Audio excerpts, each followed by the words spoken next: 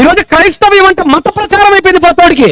మత ప్రచారం అని ప్రతోడికి చెప్తున్నాడు. ఒకవేళ మత ప్రచారం అనేదే కనుక నేరం అయితే, మత ప్రచారం అనేదే కనుక పాపం అయితే, ఈ దేశంలో అతిపెద్ద నేరగాడు ఎవడో తెలుసు? అశోకుడు అవ్వాలి.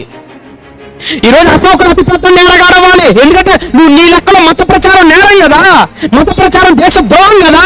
నీ క్రైటీరియాని కనుక ఆపాదిస్తే అశోకుడు దేశద్రోహం అయిపోతాడు నీ క్రైటీరియా ప్రకారంగా.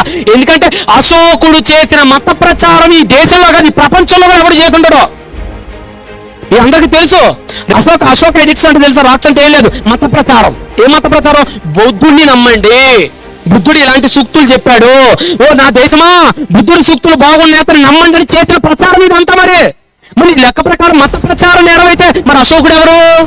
నేరగాడు. మరి మనకల అశోకుడు నేరగాడు గనక అయితే మరి మన భారతదేశ ఎంబ్లం ఏంటి? సారనాథ స్తూపం తెలుసా అండి మీకు? సారనాథ్ సింహాలు ఉంటాయి కదా, ఇటొక సింహం ఇటొక సింహం, ఇటొక ఇండియన్ ఎంబ్లం అంటారు దాన్ని.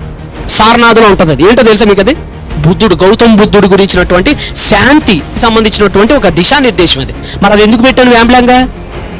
మత ప్రచారం నేరం అయితే మరి ఆ మత ప్రచారం చేసిన అశోకుని అశోక చక్రం అని భారతదేశం మువ్వెన్నెల పతాకం మీద పెట్టావు కదా. భారతదేశం జెండా చూసారా? మధ్యలో ఏముంటది? విల్ ఆఫ్ అశోక, అశోక చక్రం. మరి అశోకుని ఎందుకు పట్టించుకుంటా? మరి నువ్వు మత ప్రచారం నేరం కదయ్యా. Ashoka was sent so many mission through across the world. ప్రపంచం మొత్తం అశోకుడు బౌద్ధ మతాన్ని వ్యాపింపజేయడానికి మిషనరీలను పంపించాడు. మరి 84,000 స్తూపాలు ఉన్నాయి ఈరోజు అఖండ భారతదేశం అని పిలువబడే చోట. అవన్నీ ఏంటి? మరి మత ప్రచారాలే.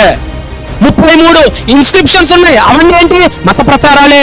మరి ఇది తప్పైతే అది కూడా తప్పవ్వాలి, అది కరెక్ట్ అయితే ఇది కరెక్ట్ అవ్వాలి.